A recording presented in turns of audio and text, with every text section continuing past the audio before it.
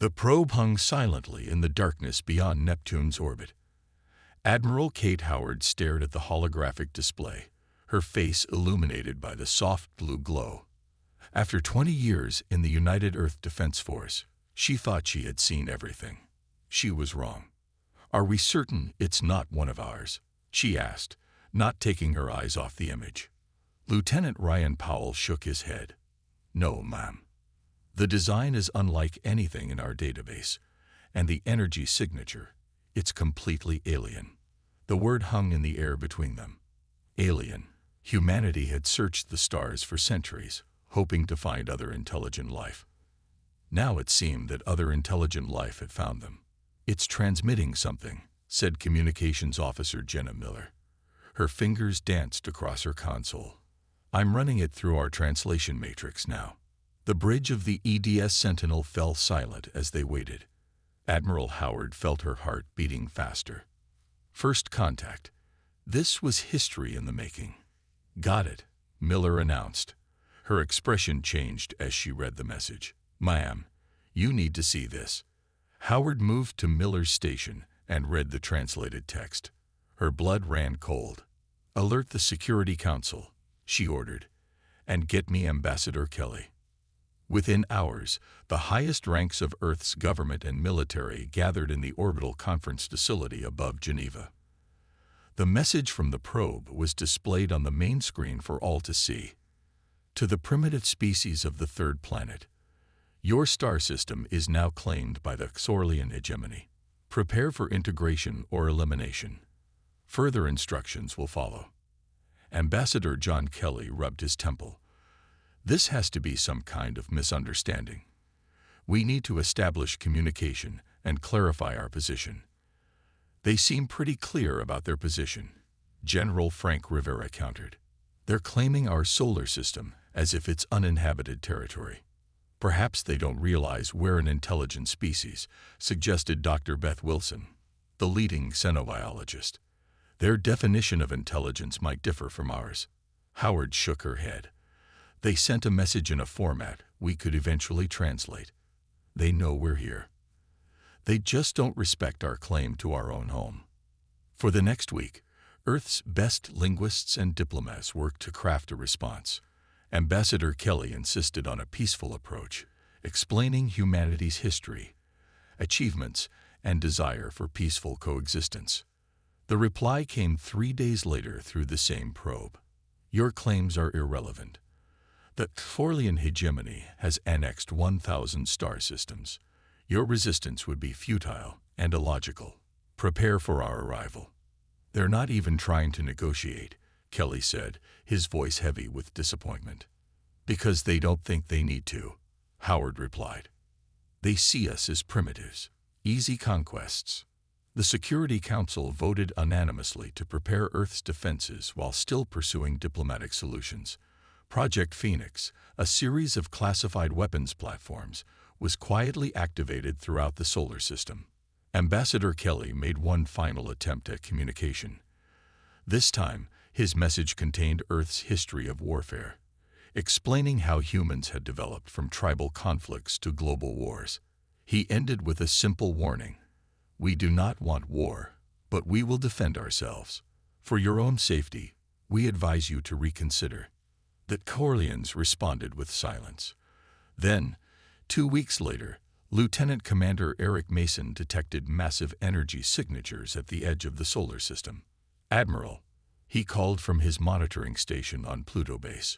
"Multiple objects just appeared beyond the heliopause. They're big, really big." Howard looked at the incoming data and felt a chill run down her spine. "How many?" "Over 300 vessels, ma'am. The smallest is twice the size of our largest battleship." Howard straightened her uniform and turned to her communications officer. "Alert all commands. We are now at DEFCON 1. She paused before adding, "They should have taken our warning seriously."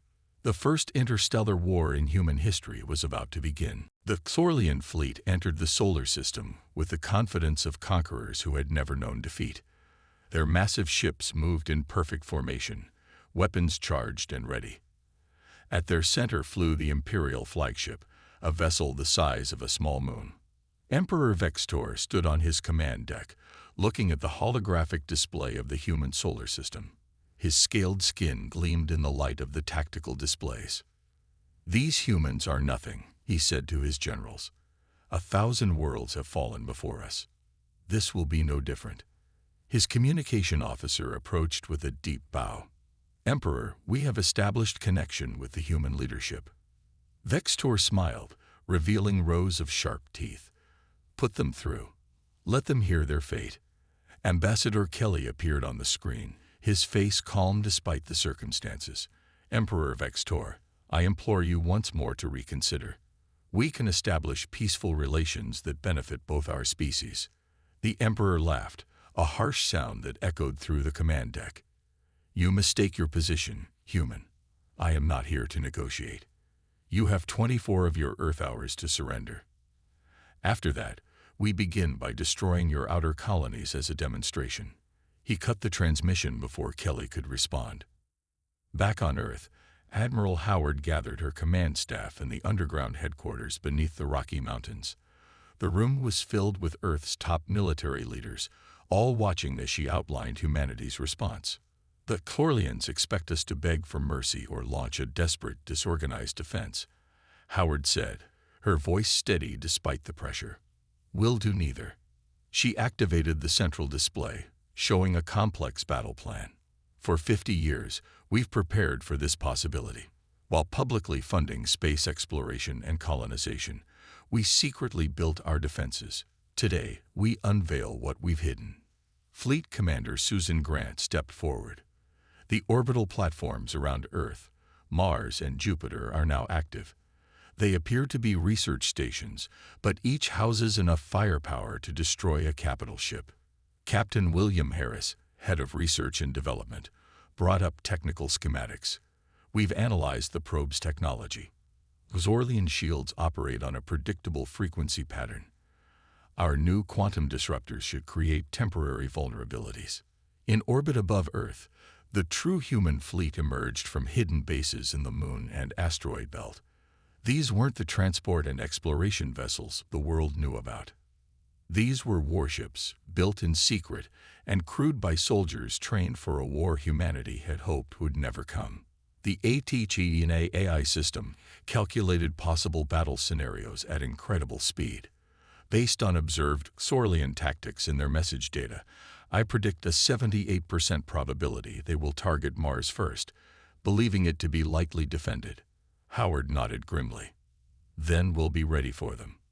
On Mars Colony, Governor Paul Wright supervised the evacuation. Civilians moved quickly to underground shelters while disguised defense systems prepared to emerge from the red sand. "All non-essential personnel are secure," reported his assistant. "The colonists are scared, but they're following protocols." Wright nodded. "Tell them we've trained for this. Earth won't abandon us." Meanwhile, Ambassador Kelly made one final attempt at peace. His message was brief but powerful. "Emperor Vextor, throughout our history, humans have fought countless wars among ourselves. We've perfected the art of combat through centuries of bloodshed. We learned from our mistakes and united our world. We don't want to fight you, but understand this: humans have never been conquered. Not by nature, not by ourselves, and certainly not by visitors from the stars. We warned you to reconsider. We warned you to run. What happens next is your choice." The Xorlian Emperor received this message with amusement. He turned to his war council and gave a simple command: "Begin the attack. Show these primitives the might of our empire." Within hours, the first Xorlian battlecruisers approached Mars, weapons charging. Humans' message did not include a style selection. Claude's response will be in its normal, helpful style. The sky above Mars turned bright as the Xorlian ships opened fire. Their energy weapons carved glowing paths through the thin atmosphere, striking the main colony dome. The protective shields held for only moments before failing. Buildings crumbled and dust filled the air. The Xorlians launched a second barrage, targeting the mining facilities and spaceport. They expected panic and surrender. They didn't expect what happened next. From beneath the Martian surface, massive gun emplacements rose on hydraulic lifts. Hidden hangar doors slid open, revealing squadrons of Earth fighters. Governor Wright watched from the emergency command center deep underground. All civilians safely evacuated. He asked his second-in-command. Yes, sir. The last transport left through the emergency tunnels 10 minutes ago. Wright nodded. Then let's show these aliens what Mars can do. The Earth defenses opened fire. The Exorlian ships shuddered under the unexpected assault. 3 smaller vessels exploded almost immediately, their shields tuned to deflect energy weapons, not the kinetic projectiles humans had deployed. In Earth orbit, Admiral Howard received the signal from Mars. They've taken the bait, she said. Launch Operation Thunderbolt. Across the solar system, humanity's response began. The EDS Valiant, commanded by Captain Daniel Wright, led a strike force from behind Jupiter's shadow. His ships had been waiting there for days, engines cold, running on minimal power to avoid detection. All vessels, weapons hot, Wright ordered. Remember your training. These aliens have technology we've never seen before, but they've never seen us fight either. The human fleet accelerated toward the Xorlian rear guard. Lieutenant Olivia Chen sat at her communications station on the Valiant, monitoring enemy transmissions. Captain, she called out suddenly. I'm noticing a pattern in their communications.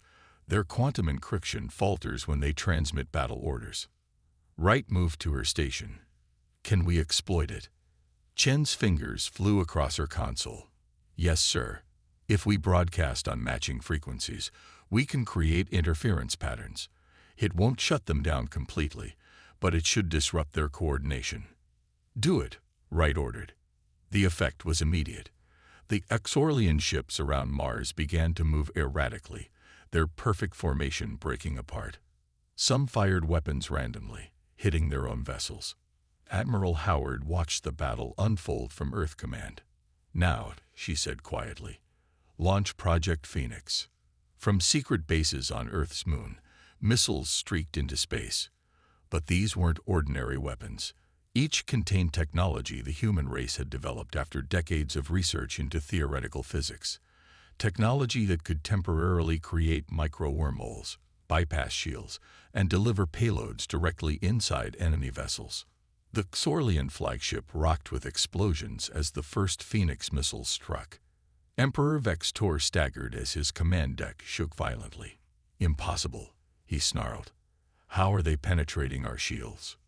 His tactical officer stared at displays in disbelief. Unknown, Emperor. Their weapons. They're unlike anything in our records. On Mars, the battle turned. Human fighters swarmed around the larger Xorlian ships, targeting engines and weapon systems.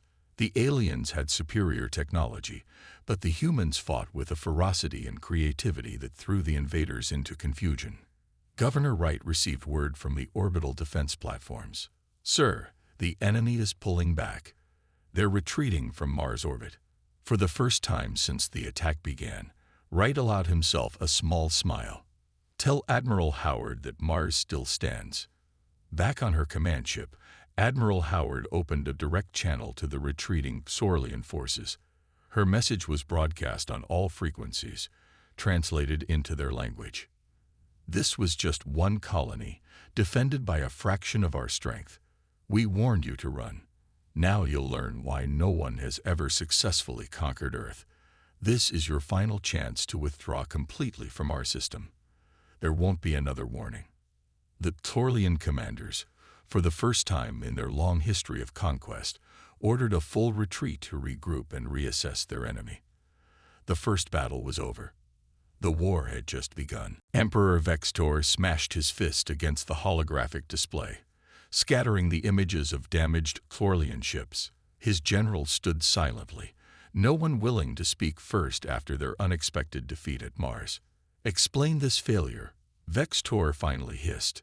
How did these primitives cause so much damage? General Draz, commander of the first attack wave, stepped forward.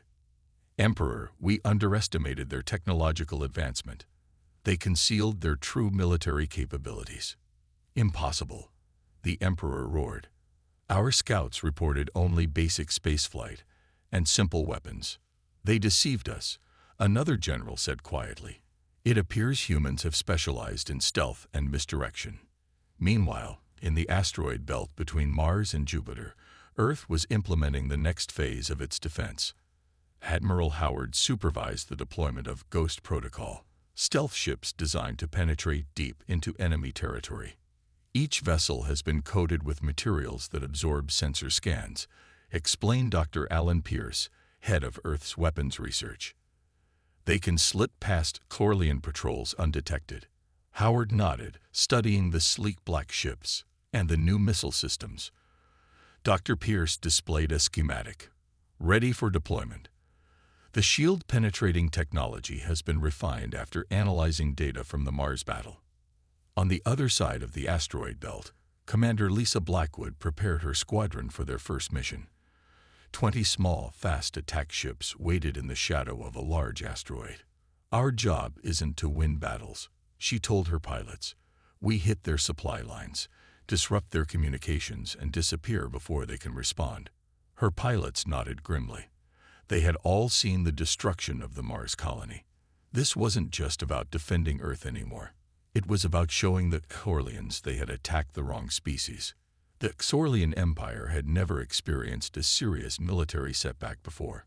News of the defeat spread through their vast territory, reaching the ears of species they had conquered over centuries. On a dozen worlds, subjugated races began to whisper about resistance. Back in the solar system, the Chlorlians regrouped and launched their next attack. This time, they targeted Jupiter's moons, where humans had established mining operations and research stations. They're coming in with everything this time, reported Lieutenant Mason from the Jupiter Defense Command. At least twice the number of ships as the Mars attack. Admiral Howard's face remained calm on the video link. Stick to the plan. Let them think they're winning until they're fully committed. The Chlorlian fleet surrounded Europa, Jupiter's ice-covered moon. They began bombardment of the human facilities, expecting minimal resistance as before. What they didn't know was that beneath Europa's icy surface, Earth had built its largest military base in the solar system. The trap was set. As the Chlorlian ships moved into position around Europa, Commander Blackwood's squadron struck from behind. Her ships emerged from hiding spots among Jupiter's smaller moons, firing precisely at Chlorlian engines and communication arrays. At the same time, massive doors opened in Europa's ice. Human battleships rose from underwater hangars, weapons already firing. The Chlorlians found themselves caught in a crossfire. On the Chlorlian command ship, the tactical officer reported with growing panic. We're surrounded. They were waiting for us. The Battle of Jupiter's moons lasted less than 6 hours. When it ended, over half the Chlorlian attack force had been destroyed or disabled. The rest retreated in disarray. On his throne world, Emperor Vextor received the news with cold fury. For the first time, doubt crept into his mind. His empire had conquered 1,000 worlds, but none had fought back like these humans. Prepare the planet killer, he ordered. If we cannot conquer them, we will erase them. His advisors exchanged worried glances. The planet killer was a weapon of last resort, one that violated even the Chlorlians' limited ethical codes. As the Chlorlians prepared their ultimate weapon, Admiral Howard gathered Earth's leaders. We've won 2 major battles, but the war is far from over, she warned. And we're about to face something much worse. At that moment, across the galaxy, representatives from several conquered species were meeting in secret. They had been watching the humans fight. Now, they were ready to reach out. The message arrived through channels no human had programmed. It appeared suddenly on a secure terminal in Earth's defense headquarters, bypassing every security system. Admiral Howard stared at the strange symbols on her screen. What am I looking at? It's not Chlorlian, said Lieutenant Miller, studying the patterns. This is a completely different language. The message shifted, rearranging into English words. Humans, you fight the oppressors. We wish to join you. Within hours, A small vessel approached Earth using technology that rendered it invisible to standard sensors. Only Earth's most advanced detection systems could track its approach. In a secure meeting room deep beneath Geneva, Admiral Howard met the first non-Xorlian alien to visit Earth. The Taraxis ambassador was tall and slender with pale blue skin and large, thoughtful eyes. "For 300 years, my people have lived under Xorlian rule," the ambassador explained. "We are not alone. Many species suffer under their empire. Why contact us now?" Howard asked. "Because no one has ever fought back successfully, until you." The news spread quickly through Earth's leadership. They weren't alone in their fight. Other species wanted freedom from the hegemony, and they had resources and knowledge to share. Major Sam Patterson established a training facility on Earth's moon where representatives from resistant species could learn human combat tactics. "The Xorlians rely on overwhelming force," he explained to his alien students. "They've never needed strategy." Meanwhile, Dr. Nicole Barnes worked with alien scientists to combine their technologies. "Their knowledge of quantum fields complements our expertise in materials science," she reported. "Together, we can create systems more advanced than either could develop alone." As this secret alliance formed, the Xorlians prepared their planet killer. The massive weapon moved slowly toward Earth, surrounded by their remaining fleet. Commander Daniel Wright's ship, the EDS Valiant, was on patrol near Neptune when he detected the approaching weapon. "It's like nothing we've ever seen," he reported. "Energy readings are off the charts." Earth had days, at most, to prepare. The newly formed alliance worked frantically to combine their defenses. 5 species, each with different technologies and knowledge, united against a common enemy. Admiral Howard addressed the combined forces. "Today we fight not just for Earth, but for freedom across the galaxy." The Xorlian planet killer entered Earth's solar system with the largest escort fleet ever assembled. Emperor Vextor himself commanded the operation from his flagship. "Once Earth is destroyed, the resistance will crumble," he declared. "No one defies the hegemony and survives." Earth launched every ship and weapon it had. The Alliance's vessels joined them, forming a defensive line near Mars' orbit. The battle began with an exchange of fire that lit up the space between worlds. Ships from both sides exploded in silent bursts of light. The planet killer continued its steady approach toward Earth, its massive shield absorbing everything thrown at it. "We can't stop it," reported Fleet Commander Grant. "Our weapons aren't penetrating its defenses." Commander Wright studied the battle from his position near the planet killer. He noticed something no one else had: a pattern in the shield's energy field, a fluctuation that occurred when it absorbed attacks. "There's a way," he said over the command channel. "The shield has to open slightly to let energy from their weapon out. That's our window." Admiral Howard understood immediately. "You'd have to get too close. No one could survive that." "Some things are worth the sacrifice," Wright replied simply. Before anyone could stop him, Wright's ship accelerated directly toward the planet killer. He timed his approach perfectly, waiting for the moment when the weapon began to charge. As the massive weapon's maw began to glow with destructive energy, Wright detonated his ship's reactor directly in the opening. The explosion was small compared to the planet killer, but it was exactly where the machine was most vulnerable.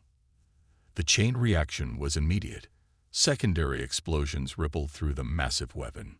The Xorlian fleet broke formation as pieces of their ultimate weapon scattered across space. On Earth, celebrations began, tempered by the knowledge of Wright's sacrifice. But there was no time to mourn. Admiral Howard gathered her commanders. "Now we take the fight to them," she said. "We strike at the heart of the Xorlian Empire." The Allied fleet moved through space like a storm front, advancing steadily toward the heart of the Xorlian Empire. Ships from 6 different species flew in formation, their designs as varied as their origins. At the center flew the Earth flagship, the EDS Defender, commanded by Admiral Howard herself. On the bridge, Howard studied the tactical display showing their progress through Xorlian territory. "Status report," she requested. 3 more systems liberated, Admiral, replied her second-in-command. Resistance is growing stronger as we approach their core worlds. Since Commander Wright's sacrifice, the war had changed dramatically. The destruction of the planet killer had shattered the myth of Thorlian invincibility. Rebellions erupted across the Empire as conquered species rose up against their oppressors. Emperor Vextor raged at his generals as reports of defeats flooded in. How are they advancing so quickly? Where is our defensive line? Scattered, Emperor, admitted his chief strategist. The humans don't fight like any enemy we faced. They split their forces, strike from multiple directions, then vanish before we can respond. The Emperor's grip on power was weakening. Several military commanders had already attempted to seize control, believing they could end the war that Vextor seemed unable to win. Meanwhile, Captain Laura Hughes led a special forces team deep into enemy territory. Her mission was critical: infiltrate the Thorlian Central Command and obtain the security codes for their throne world defenses. Stay close and move quietly, she whispered to her team as they navigated the dark corridors of a Thorlian outpost. The team included not only humans but also members of other allied species, each chosen for their unique skills. Security patrol approaching, warned Krell, a member of the insectoid Vasnar species whose heightened senses made him an ideal scout. The team pressed themselves against the walls as a group of Thorlian guards passed. Once clear, they continued toward the command center. I'm still amazed they never developed proper internal security systems, Hughes commented as they reached their objective. The Thorlians never expected enemies inside their territory, replied Nara, a former slave from the Taraxis. They believed their outer defenses were impenetrable. The team quickly disabled the few guards and accessed the central computer. While Hughes downloaded the defense codes, her team gathered additional intelligence. Captain, you need to see this, called one of her human officers. They're deploying something called Nemesis. Back with the main fleet, Admiral Howard received Hughes' transmission. The news about Nemesis was troubling. According to the stolen data, it was a last resort weapon, an artificial intelligence controlling thousands of automated warships. They're more desperate than we thought, Howard told her command staff. They're activating systems even they consider dangerous. The Alliance prepared for the final push toward Thorlia Prime, the throne world. It would be the largest space battle in galactic history. As the Allied fleet approached, they encountered the Nemesis Armada, ships moving with mechanical precision, controlled by a single artificial mind. They have no crews, reported a sensor operator. No life signs at all. Howard nodded grimly. Then we activate our countermeasure. Begin Project Override. Earth's own AI system, developed in secret and enhanced with technology from their new allies, launched its assault. Not with weapons, but with code. Infiltrating the Nemesis network, creating confusion in its perfectly ordered ranks. The battle for Thorlia Prime began with a spectacular display as the Nemesis fleet faltered, some ships firing on each other, others shutting down completely. The Allied forces pushed through the gap, heading directly for the throne world. On the planet's surface, Emperor Vextor watched in horror as his final defense crumbled. Prepare my escape vessel, he ordered. But it was too late. His own High Council, seeing defeat as inevitable, made their decision. The massive doors to the throne room slid open, revealing not servants but armed guards, led by his own second-in-command. The High Council has voted, Emperor, the leader announced. Your war has failed. We will negotiate with the humans. As Vextor was taken away, Admiral Howard's voice came through on all communication channels across the Thorlian capital. People of the hegemony, your emperor has fallen. We do not come to conquer. We come to liberate. The time of the Thorlian Empire is over. A new galactic order begins today.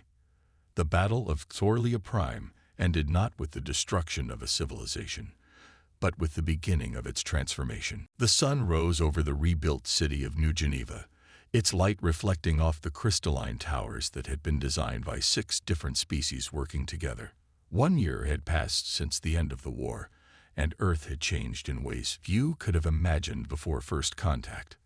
Admiral Kate Howard stood on the balcony of the newly constructed Galactic Concordat headquarters, watching delegates arrive for the historic signing ceremony.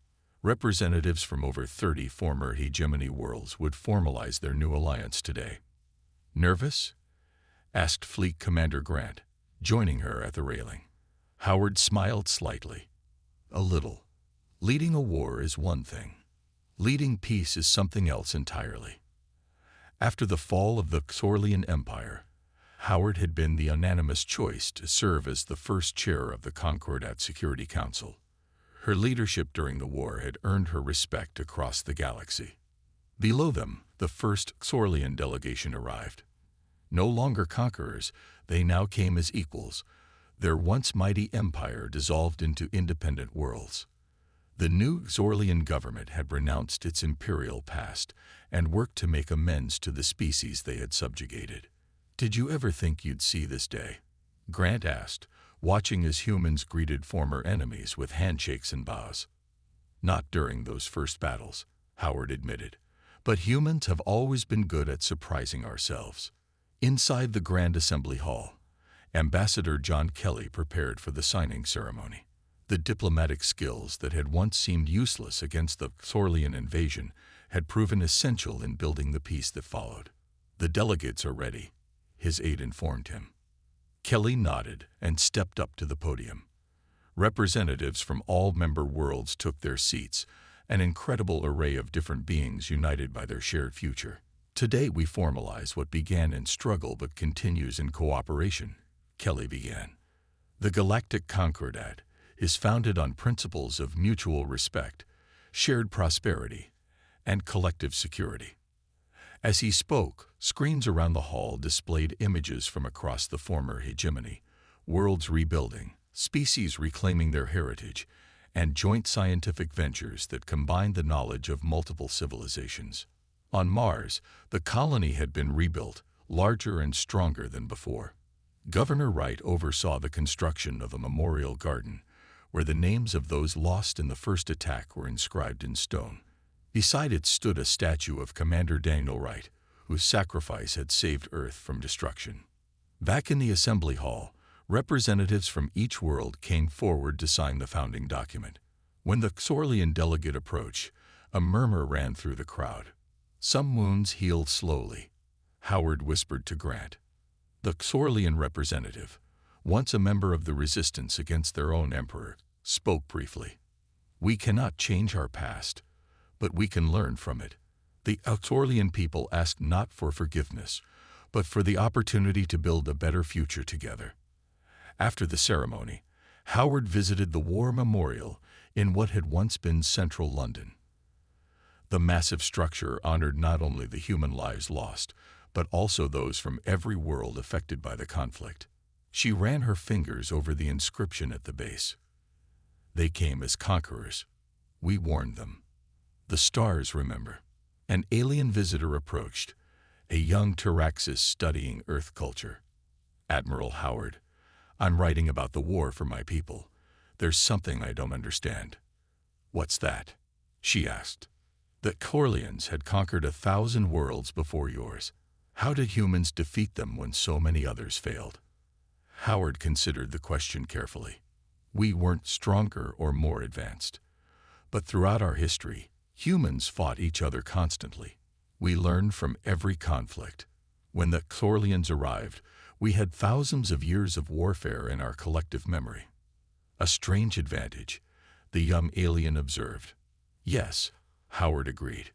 "Our greatest weakness became our saving strength." As night fell across Earth, lights from newly established alien embassies dotted the landscape. Ships from a dozen worlds moved through the solar system that had once seemed so lonely.